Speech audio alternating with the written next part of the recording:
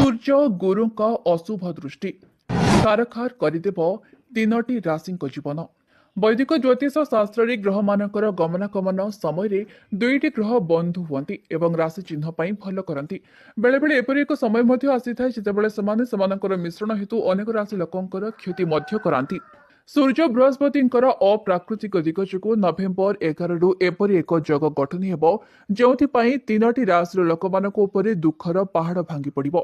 ବୈଦିକ ଜ୍ୟୋତିଷ ଶାସ୍ତ୍ରରେ ଗ୍ରହମାନଙ୍କର ଗତିବିଧି ହେତୁ ସମୟ ସମୟରେ ଶୁଭ ଏବଂ ଅଶୁଭ ଯୋଗ ସୃଷ୍ଟି ହୁଏ।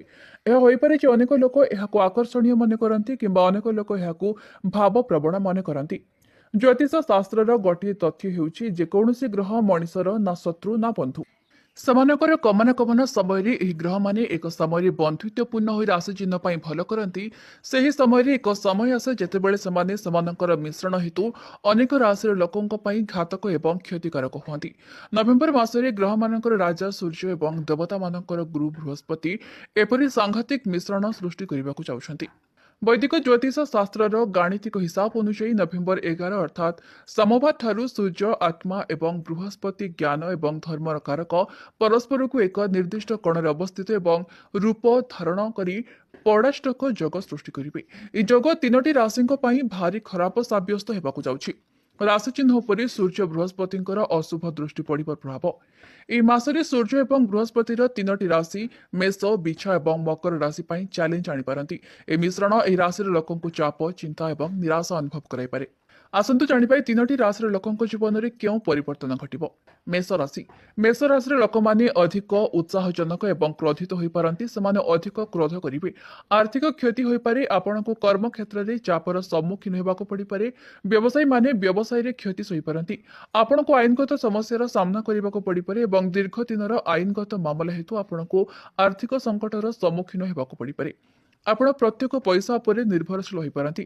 ଛାତ୍ରଛାତ୍ରୀ ପରୀକ୍ଷାରେ ବିଫଳ ହୋଇପାରନ୍ତି। ଆପଣ ନିରାଶାବାଦୀ ହୋଇପାରନ୍ତି। ହଜମ ପ୍ରକ୍ରିୟା ସମସ୍ୟା ସୃଷ୍ଟି କରିପାରେ। ପରିବାର ସଦସ୍ୟଙ୍କ ସହିତ ମତଭେଦ ହୋଇପାରେ। ପ୍ରେମରେ ପ୍ରତାରିତ ହୋଇପାରନ୍ତି। ବିଛା ରାଶି। ଏହି ରାଶିର ଲୋକମାନେ ଅଧିକ ସନ୍ଦେହୀ ଏବଂ ଚିନ୍ତିତ ହେବେ। ସେମାନଙ୍କୁ ଶୋଇବାରେ ଅସୁବିଧା ହୋଇପାରେ। ଆୟ ହ୍ରାସ ହୋଇପାରେ। ସହକର୍ମୀଙ୍କ ସହିତ ପାର୍ଥକ୍ୟ ହୋଇପାରେ। ବ୍ୟବସାୟୀମାନେ ପ୍ରତିଯୋଗୀମାନଙ୍କ ଠାରୁ କଠୋର ପ୍ରତିଯୋଗିତାର ସମ୍ମୁଖୀନ ହୋଇପାରନ୍ତି। ସ୍ଥଗିତ କାର୍ଯ୍ୟ ଆହୁରି ଅଧିକ ଅଟକି ଯାଇପାରେ।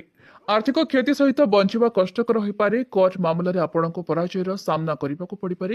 ଛାତ୍ରଛାତ୍ରୀ ଅଧ୍ୟୟନରେ ଆଗ୍ରହ ଅନୁଭବ କରିବେ ନାହିଁ। ଆପଣ ମୁଣ୍ଡବିନ୍ଧା ଏବଂ ଜ୍ୱରରେ ପୀଡ଼ିତ ହୋଇପାରନ୍ତି।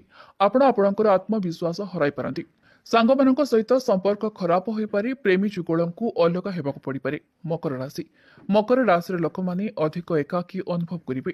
ସେମାନେ ଉଦାସୀନତାର ଶିକାର ହୋଇପାରନ୍ତି। ନିବେଶର କ୍ଷତି ହୋଇପାରେ। ପଦୋନ୍ନତିରେ ବିଳମ୍ବ ହୋଇପାରେ। ବ୍ୟବସାୟୀମାନେ ସେମାନଙ୍କ ବ୍ୟବସାୟରେ ବାଧାବିଘ୍ନର ସମ୍ମୁଖୀନ ହୋଇପାରନ୍ତି। ସମ୍ପତ୍ତି ସମ୍ବନ୍ଧୀୟ ବିବାଦକୁ ନେଇ ଆପଣ ଝଗଡ଼ା କରିପାରନ୍ତି।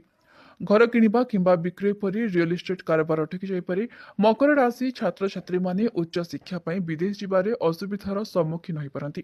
ମକର ରାଶିର ଲୋକମାନେ ଗଣ୍ଠି ଯନ୍ତ୍ରଣା ଭୋଗିବେ। ଆପଣଙ୍କ ସାଥୀଙ୍କ ସହିତ ଝଗଡ଼ା ହୋଇପାରେ। ପ୍ରେମ ସମ୍ପର୍କ କିମ୍ବା ବିବାହ ବନ୍ଧନ ଭାଙ୍ଗିପାରେ।